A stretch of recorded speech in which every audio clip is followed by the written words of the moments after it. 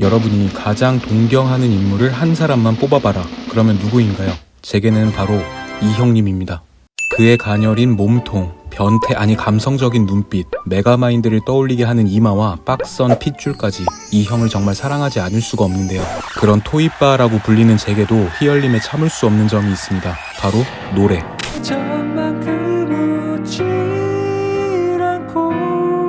이렇게 멋진 노래 만들어 놓고 직접 부르지 마세요, 형. 진짜로. 존경하고 동경하는 인물이 늘 우리의 환상처럼 고결하고 아름다운 사람인 것은 아닙니다.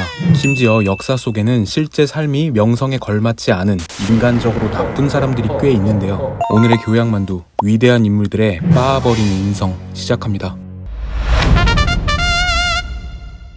위대한 음악가 베토벤, 청력을 잃었음에도 수많은 명곡들을 써냈던 예술혼으로 칭송받고 있죠. 그러나 베토벤은 그 아름다운 멜로디를 쓰고 연주했던 손으로 걸핏하면 하인들을 때렸다고 합니다. 실제로 그의 집 하인들은 베토벤의 계속되는 손찌검을 매우 무서워했고요. 청력을 잃기 시작할 때쯤에는 하인들에게 크게 말하라고 소리치면서 더욱 흉폭해졌다고 하죠. 또한 자주 찾던 식당 종업원에게 베토벤은 개진상 손님이었습니다. 음식 맛에 불만을 표시하면서 종업원 얼굴에 음식을 집어던졌다고 하고요. 동료 음악가들이 베토벤의 곡에 대해서 평가를 하면 한심한 인간 따위가 음악의 신에게 감히 훈수를 둔다며 주변에 욕을 하고 다녔다고 하죠. 베토벤과 교류가 잦았던 것으로 알려진 작가 베티나 브렌타노가 친구에게 썼던 편지를 보면 이런 내용이 있습니다. 베토벤은 자신의 권력이 황제보다 위라고 생각하는 것이 분명하다.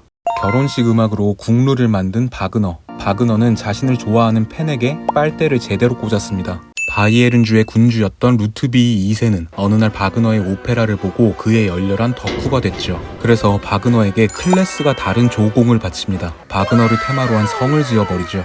그런 군주의 피를 빨기로 한 바그너, 왕을 주인공으로 하는 음악까지 만들어서 환심을 산 뒤에 그에게서 뜯어낸 돈으로 온갖 사치를 즐겼다고 합니다. 신하들이 바그너를 퇴출시키라고 청했지만 왕은 그럴수록 이 남자를 곁에 두고 총애한 탓에 바그너는 바이에른주의 2인자라고까지 불리며 온갖 권력을 누렸고요. 후에 왕이 강제로 퇴위당한 뒤에 바그너는 이런 말을 남겼죠.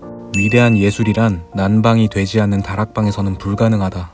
가장 위대한 화가 중 한 사람, 빈센트 반 고흐. 그는 일단 알코올 중독이었습니다. 이 압생트라는 술을 거의 달고 살았는데요. 술을 마시면 유독 감정 조절을 못해서 엄청난 행패를 부리고 다녔죠. 동료 화가였던 고갱에게는 유독 폭력적이었는데요. 고갱은 고흐가 던진 유리잔에 맞을 뻔한 적이 한두 번이 아니라고 하면서 회고하기도 했죠. 한 번은 고갱이 그의 알코올 중독 증세에 질려버려서 손절을 선언하고 밖으로 나가자 고흐는 면도날을 들고 그의 뒤를 쫓아갑니다. 그러나 차마 면도날로 친구를 죽이지는 못하고 집으로 돌아와서 친구 대신 자신의 귀를 잘라버리죠. 고흐는 술집에서 마구 고함을 지르거나 그릇을 깨트리는 등의 행패도 자주 보였습니다. 보다 못한 마을 주민들은 고흐가 공공질서를 해치는 위험인물이라면서 격리시켜달라는 진정서를 당국에 제출하기도 했죠. 극심해지는 알코올 중독 증세에 발작과 우울증까지 겹쳐서 고흐는 정신병원으로 들어가는데요. 병원에서도 간호사들에게 수시로 폭력을 휘두르는 미친놈이었다. 20세기의 가장 위대한 소설로 평가받는 율리시즈의 작가 제임스 조이스. 그는 신필에 가까운 그 위대한 손으로 많은 여자들에게 음란 편지를 썼다고 합니다. 거기다가 관음증 환자였죠. 심지어 조이스에게는 27년 동안 동거만 하다가 말미에 결혼한 노라라는 아내가 있었는데요. 노라는 책이 안 팔리는 남편 대신 가정을 먹여 살렸고 제임스가 글 쓰는 일에만 집중할 수 있도록 가사까지 도맡았다고 하죠. 뿐만 아니라 말년에 눈이 침침해진 남편을 위해서 대신 원고를 수정해주기도 하고 저녁 내내 새로 출간된 책을 읽어주기도 했는데 이 쓰레기 같은 남편은 그런 아내에게 다른 남자랑 동침하라고 요구했다고 합니다. 그래야 질투심을 제대로 느껴서 작품에 반영할 수 있다면서요. 음악가 부부로 유명한 슈만과 클라라. 우선 이 슈만이라는 남자는 결혼한 후에 아내에게 자신이 동성애자라는 사실을 고백했습니다. 그 이후에는 대놓고 연애하러 다녔고요. 음악가들 사이에서는 이 부부 중 아내인 클라라의 재능이 더 뛰어났다는 평가가 많은데요. 슈만은 그런 클라라의 재능을 질투해서 아내가 집에서 피아노도 치지 못하게 한 것으로 유명합니다. 그나마 클라라는 남편이 만든 곡은 연주할 수 있었는데 이때는 또 본인의 곡을 완벽하게 연주하지 못했다면서 오지게 구박을 했다고 하죠. 아내에게 열등감을 감추지 못했던 이 모지리는 호통을 치다가 피아노 건반 덮개를 내리는 바람에 아내의 손가락을 다치게 만들기도 했죠. 이런 슈만 새끼.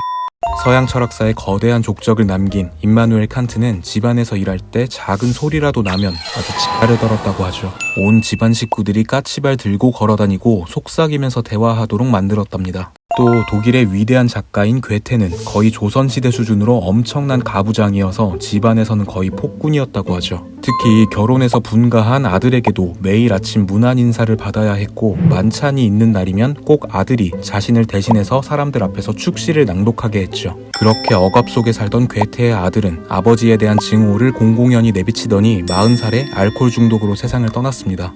미국의 32대 대통령 프랭클린 루즈벨트. 그는 1941년 일본이 하와이에 있는 진주만을 기습 공격하자 이를 계기로 미국을 2차 대전에 참전시켰죠. 그런데 당시 루즈벨트의 측근이었던 보좌관 해리 홉킨스의 증언에 따르면 일본의 기습 공격 소식을 보고받은 대통령의 얼굴이 눈에 띄게 밝아졌다고 합니다. 사실 역사가들은 루즈벨트가 오랜 기간 전쟁에 참가하고 싶어서 안달이었지만 중립국으로서 명분이 없어 고민했다고 보는데요. 진주만 공습 당시에 태평양 함대 사령관이었던 로버트 시어볼드는 루즈벨트가 일본의 공습을 모두 예상했으면서도 미 해군을 하와이에서 철수시키지 않았다고 주장했죠. 실제로 일본의 공습 직전에 미 국방부가 하와이 함대와 교신한 내용은 이렇습니다.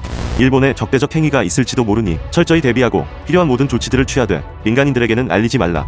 이는 루즈벨트가 일본의 공습으로 인한 민간인들의 희생을 충분히 알았으면서도 전쟁에 참가할 구실을 만들기 위해서 수천 명의 목숨을 저버렸다는 이야기가 되죠. 측근들에 따르면 진주만 공습으로 3,350여 명이 목숨을 잃은 직후 루즈벨트는 영국의 처칠과 통화를 했습니다. 그 통화에서 일이 잘 풀렸어요. 우리가 이제 전쟁에 참가하면 곧 승전국이 될 겁니다. 라고 말하면서 아주 좋아했다고 하죠. 이 밖에도 모비딕의 작가 허먼 멜빌은 툭하면 아내에게 손찌검을 하는 쓰레기였다고 하고요. 마르크스는 사상적 동지였던 엥겔스와 주고받은 편지에서 자신이 평소 그렇게 단결하자고 부추기던 노동자들을 가리켜 상놈들, 무식한 당나귀들, 미련한 놈들 이라면서 자주 비하했다고 하죠. 자, 여러분 어떠세요? 실망감이 좀 크신가요? 위인전 속에 있는 훌륭한 작가, 정치인, 예술가들이 모두 훌륭한 인간이었던 것은 아닙니다. 사실 큰 명성이라는 것은 누군가를 끌어내리고 쟁취해야 하는 것일 때가 많죠. 결국 저처럼 이제 착하고 겸손한 사람은 위인전에 실릴 수가 없는 건데요. 여러분, 우리 모두 역사의 이름을 올리지는 못하고 조금 덜 위대하더라도 훌륭한 인성을 가집시다. 이미 천사시니까 이런 개드립 가득한 영상도 봐주시고 구독까지 해주시는 거겠죠. 사랑합니다, 여러분. 교양만두였습니다.